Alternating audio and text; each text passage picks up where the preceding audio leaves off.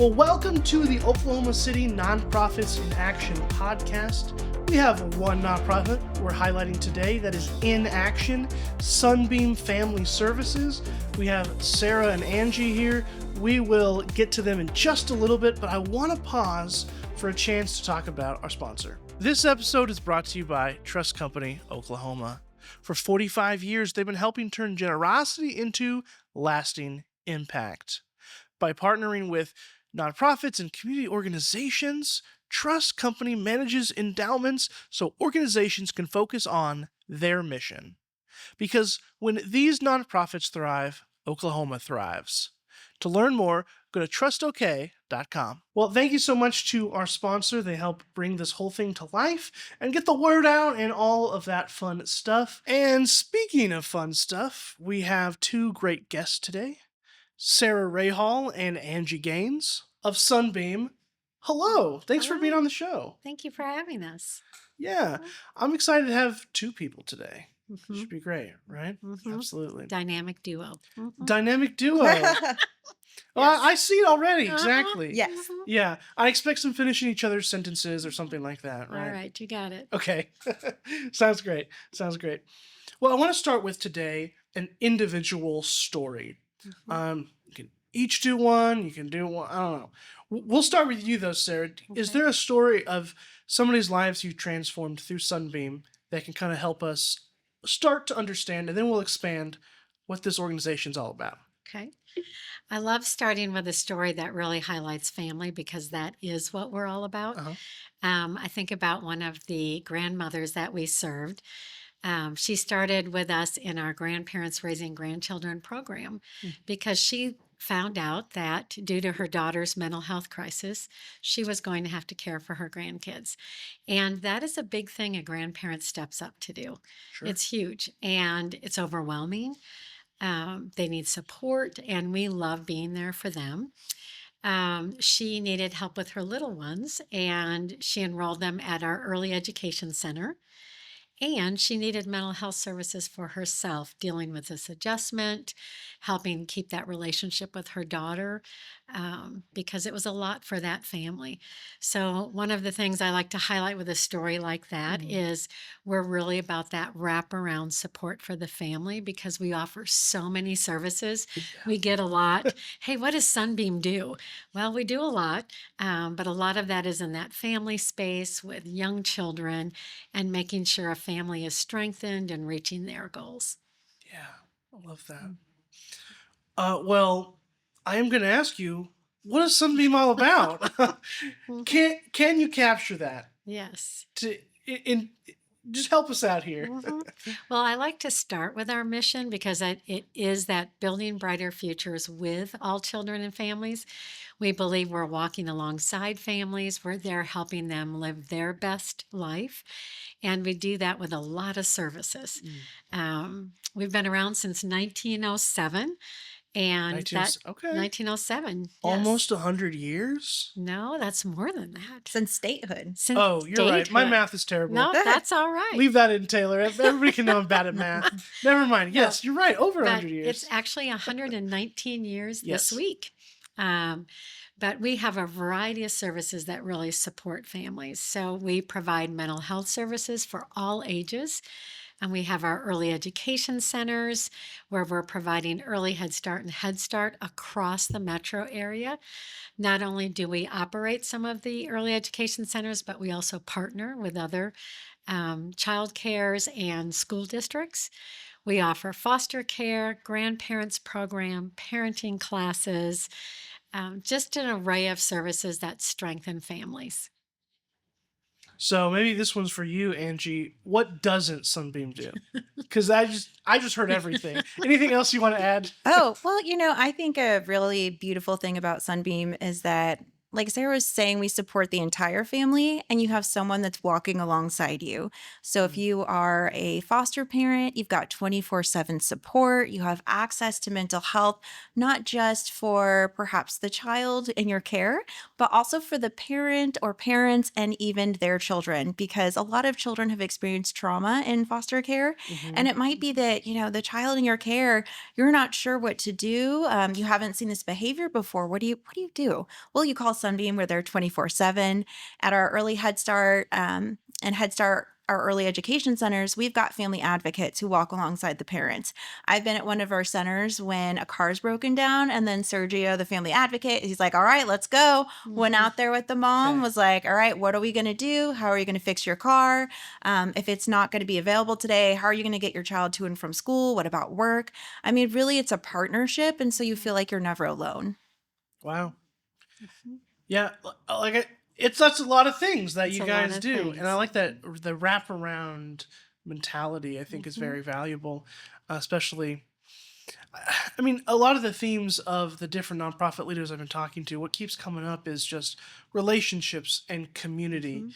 and you guys provide programming and assistant and things like that. Mhm. But also, there's people 24/7. That's impressive. Do you work 24/7? No, No, okay. no. It That's takes a our village. foster care program. Yeah. And we Yeah. have a few employees that do that. Yeah. Yes, you Yeah. got a And few. not all the time, not all together. Yeah. Mhm. Fair enough. Fair Yeah. enough. Yeah. How many employees do you have at Sunbeam? We have 300 employees. That's a good amount. And when you're talking about families too, and just to say a little bit more about what Angie was saying, I think the value of being in Oklahoma City is all of us nonprofits really work well together. Hmm. So not only are we wrapping care around a family with the services we provide, but we're also doing that with our partners. We're a United Way agency, so Hmm. that we are automatically partnering with other United Way agencies to say, hey, this family needs a service we don't do, because there are things that we don't do. Really? Yep, I yep. didn't There I are didn't things we realize don't that. do that our partners do Yeah. beautifully. Sure. So I love that it's also about how do we take care of that family, whether it's us or Pivot or Calm Waters or Remerge or City Rescue Mission, Hmm. that how do we best serve them and meet them where they're at in the community. Yeah. So I mean, I heard a lot about that. What's a program that you want to specifically may highlight and dive into, that maybe your biggest one or maybe your favorite? If you have, I Mhm. don't know if that's legal to have favorite programs. Like Yeah. you can't have a favorite hmm child, but hmm um, let's dive a little bit deeper into one of these programs at Sunbeam. I would say, yeah, I don't have a favorite because they're all wonderful. Um, I would say Motherhood Matters might be a really great one Hmm. to talk about in a way because it's really connected to community. Yeah. We started that program recognizing how do we support new moms and caregivers where they're at. So we reached out to City Rescue, to Hmm. Pivot, to Remerge, to Sisu, and said, you know what, we're really good at supporting pregnant women, helping parents understand developmental needs, resources in that 0 to 5 space. Hmm. Can we partner with you to do that? City Rescue is great at housing and really working on those resources for the parent and workforce. So we thought, what if we put our staff where they're at? So if they're at City Rescue Mission, our infant and maternal health liaison goes to City Rescue Okay. Yeah. and teaches the parenting class, teaches probably one of my favorite classes, which is infant massage, which I need to explain. Yeah. Um, Let's circle back to that. we'll circle back to that. But really, how do we also go where the client is at? Hmm. Because as a community, you want a client and any family, because we're also all clients. We use resources, all of us. How can I get the best care where I go rather than send me to 4 different places? Right. So we take our expertise in that birth to 5 space in community. Yeah. Yeah. Would you like me to talk about infant Yes, massage? we should talk about infant Yes. massage. Clarify So, that. yes. So, as you know, babies are wired for connection right when they're born, and they don't do it through words like all of us do sitting here. So, infant massage is a way you really teach a caregiver how to build that trust and connection with a baby with massage.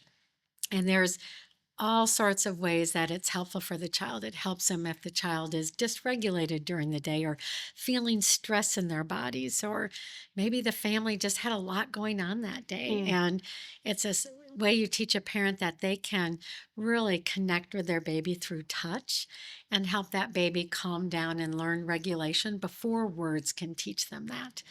yeah. And it's especially important for moms who may have experienced their own trauma or had reasons they didn't understand the power of touch, or it wasn't done in a way that was healthy for them. So it's a really powerful parenting tool that parents can learn in our Motherhood Matters program. Okay. Yeah. Any programs you want to highlight, Angie? Yeah, so I think Head Start and Early Head Start is one Mm, of my favorite. So I have a 9-year-old son, and at one point, okay, so have you ever been around a baby who's learning, who just started eating, right? And they're in their high chair, okay. and then they take something and they drop it, and then Mm-hmm. you pick it up, and then they look at you and they drop it, and Mm-hmm. then you pick it up and they do it again, and you're like, what are you doing to my I've life? noticed that. Yeah. Do you know what that is? I don't. That is their brain growing and they're learning cause and effect. You're Okay. doing a little hypothesis. When I Mhm. drop this, Little scientist. my mom's Nice. going to pick it up, and then I'm gonna keep seeing if that happens again. And so I think really understanding that 90% of a child's brain grows before the age of 5, Mm, and that there are all these different growths that happen in the neurons. It's a million a second, I believe. Mhm. Like, this is big stuff. sure. And so it's really cool because in our centers for the early Head Start, it is 4 children to 1 adult. So we have 8 per classroom. If you are watching right now, you are probably like, my goodness, that is an amazing ratio. Those Absolutely. kids are getting all of the special attention. And what's really cool is that we have babies all the way up to age 3 in the same classroom. So the baby is watching the one that's crawling, that's watching the one that's walking. And so they're all learning from each other and they're growing. We also do something called conscious discipline, which I love, and it's about regulating your emotions. And so it's taking breaths, it's being able to speak and share what your emotions are. Because if you cannot self regulate, if you can't calm down, well, Yeah, then when learn. you can't learn. You You go can't to learn. kindergarten, you Mhm. can't learn. You Oh, go to third sure. grade, you can't take the test, Yeah. right? Mhm. And so all of this is related and it all starts in early childhood. And so I love that. And I really do love that Sunbeam, like Sarah was talking about, Motherhood Matters. That's a relatively new program. And it's another wraparound support for the families we serve and families in our community. And I think too, when Angie's talking about 90% of the brain developed by age 5, Mm, like we say that's not the main event. I mean, that's the main event. That's not the warm up. So it's so important that we really pay attention to how do we care for a family when they have children birth to age 5, mm-hmm. because that then sets the trajectory for that child's life. If they have maximum brain development and they know how to self regulate and they are curious and they're learning, they're going to do better in school. They're going to do better later in high school. They're going to do better later in work. Mm, But we have to wrap care around that whole family for that child to be successful too. And so really it's like a 2-generational or maybe Hmm. 3-generational mm-hmm. approach if we're helping Hmm. grandparents. And Yes. so, I mean, I think about it, a lot of the things I just wouldn't know how to do unless I learned them from someone else. Sure. Hmm. And that's the same thing with families in our program. Maybe Hmm. they just haven't been around people who said, "What do you want to do? What makes you happy? What kind of career do you want?" Mm, Hmm. And help them have that confidence in themselves and also connect them with the resources and support. I mean, it's really beautiful the programs that we have and the partnerships we have with other nonprofits. yeah. I mean, former middle school teacher myself, Hmm. and speaking by that time, obviously it's not impossible, but it's like, It's not man, there's impossible. probably some things that Yes. we had worked out a little earlier. It's be easier on everybody. Yeah. So I like the 0 to 5 Mm. approach for Yeah. sure. We call it the foundation of the house. If that Okay. foundation isn't solid, it is hard to put up walls. It's much more costly to do Mhm. that repair work later. Sure. Think about when somebody thinks, I have to fix my foundation, they feel like it's over in their house. Mhm. Yep. So we really talk about birth to 5 is foundational to later learning. Okay. Yeah. Yeah. I appreciate that. Sunbeam's doing a lot of good, very clearly, in our city, in our state, and so I love to hear about all of that. And we could go on so much longer, I'm Mhm. sure, and there's all sorts of stories and things. But the story I really want to hear is how did you end up on the Oklahoma City Nonprofits in Action podcast? Or to put it differently, how did you find yourself in this nonprofit work? Mhm. Sarah, CEO, Angie, see if I got it right, Chief Development and Marketing Officer. There Yeah. we go. Mhm. How did you get in those roles? Just briefly tell us that journey. Mhm. You want to go first? Sure. Yeah. Yeah. So I actually knew the person in this role before, and I saw it posted, and I was like, okay, that seems like a really interesting job. And then I went ahead and I looked at every page of the website and I watched every YouTube video and I think I looked at every social media post.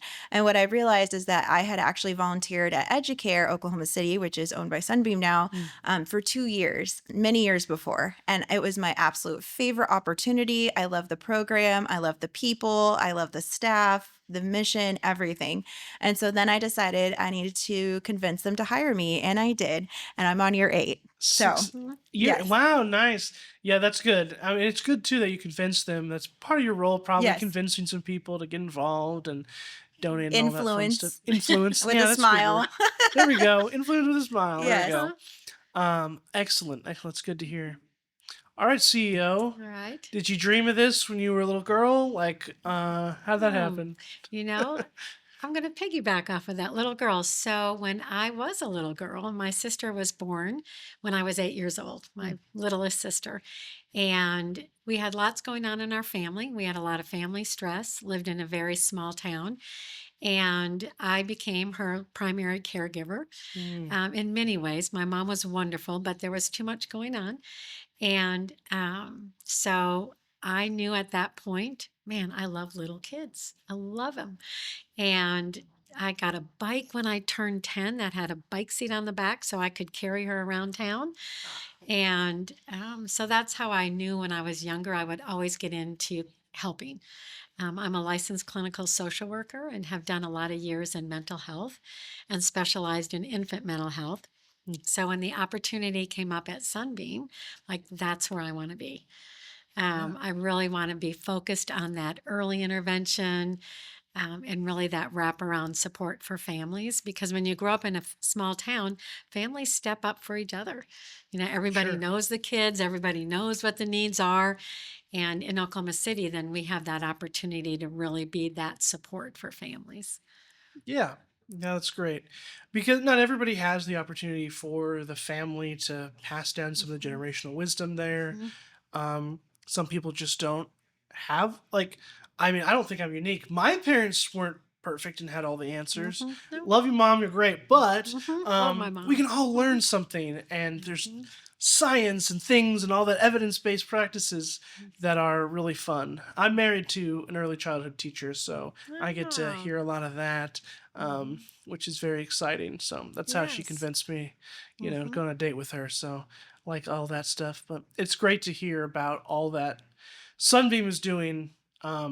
Again, so much stuff, but it is all clearly very beneficial and making a big impact again on the city and the state. Mhm. So thank you. And the only other thing I would say, highlight too, is many of us in this community really focused on mental health. Mhm. We know since the pandemic that is something that, mental health has had a stigma for a long time. I think it's a lot less than it has been.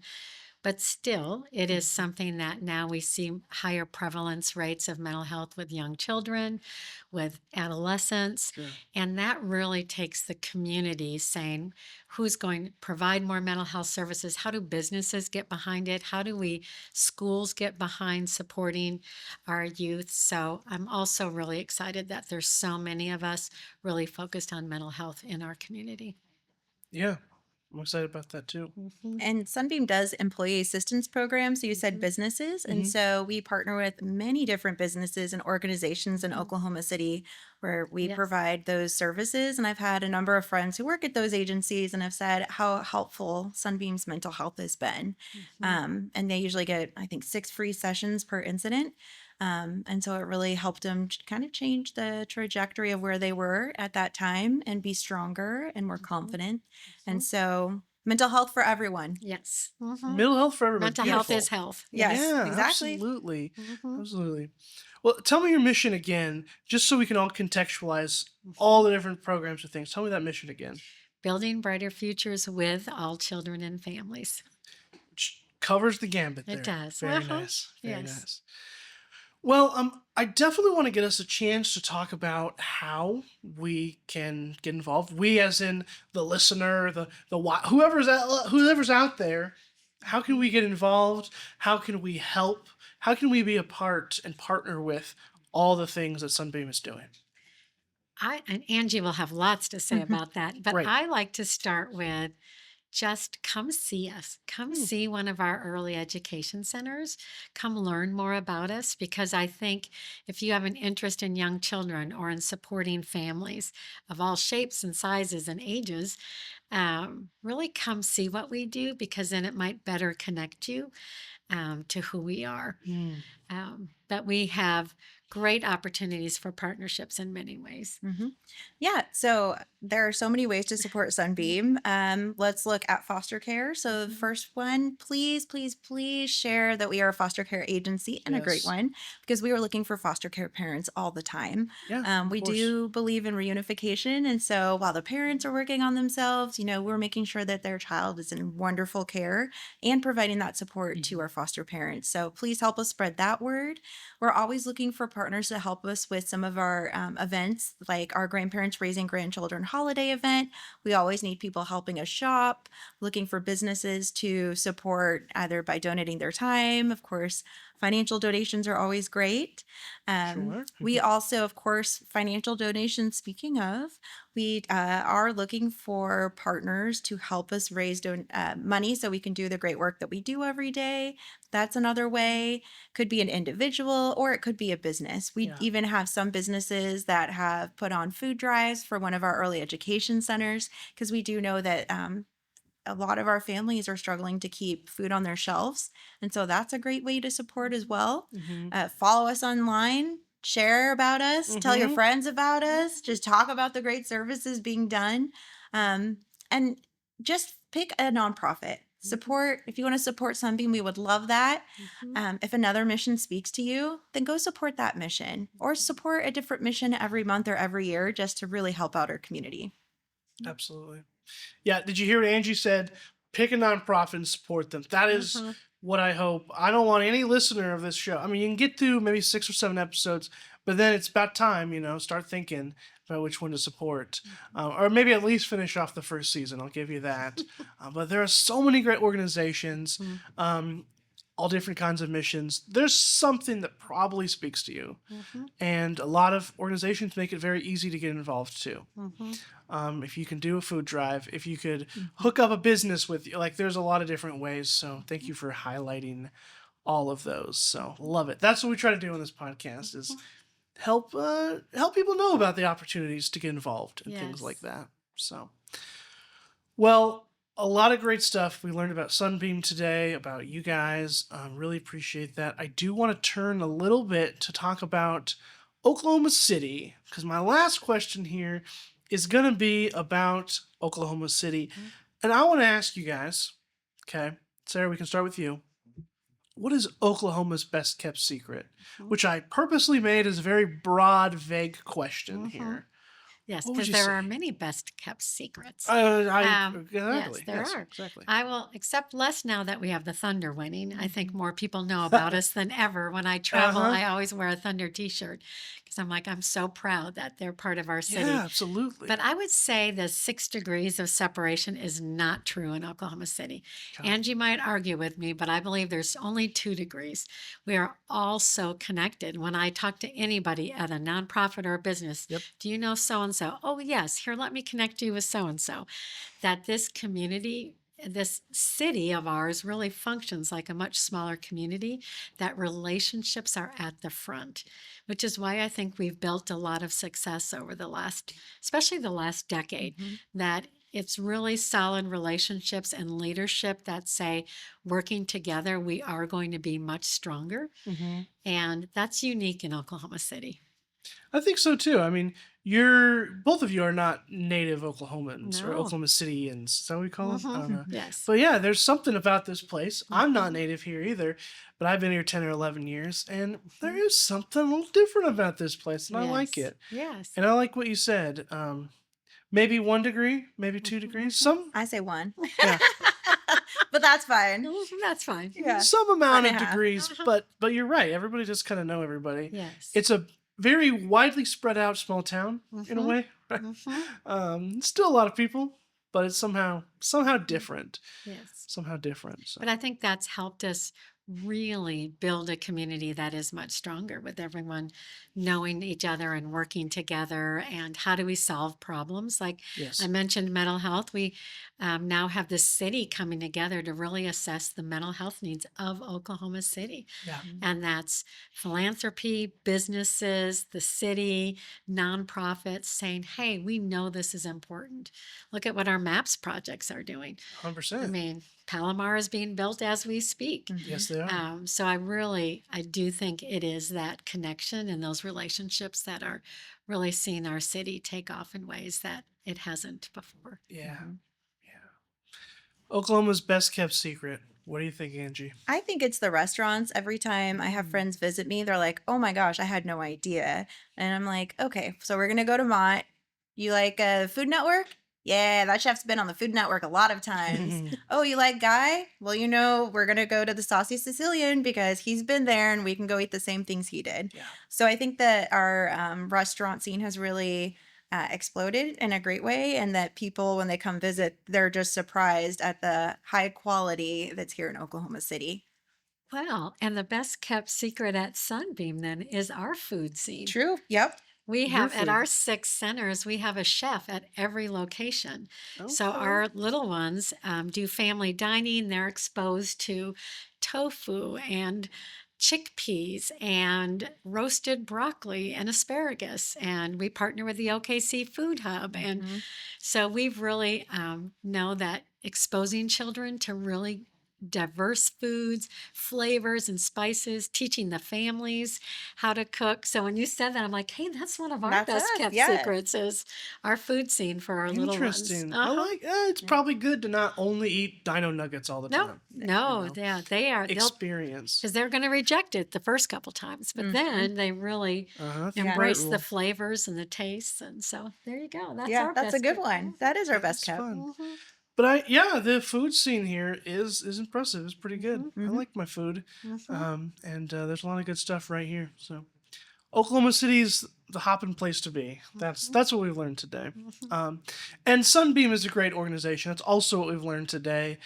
Even from when I visited your facility, even from the moment you walk in, you have your receptionist is giving coloring pages to kids, providing that just front of house, just great service and caring for whatever reason the kids were there. These kids that were in need, that just needed some coloring pages, and I think that is a good little small look at what the organization's doing, just caring about kids and families and everything. Wraparound, we mentioned that a bunch of times, and it's impressive. So. Oh, thank you. All are welcome at Sunbeam. All are welcome at Sunbeam. Well, it was great to learn about all the different things going on, and there's so many different ways to get involved, including, I guess, the food scene there. So, Come do a tour. You could dine with us. come Yeah. do a tour and have Have lunch with the kids. chickpeas, or whatever. Yeah, okay, all right, I like it. Sounds good.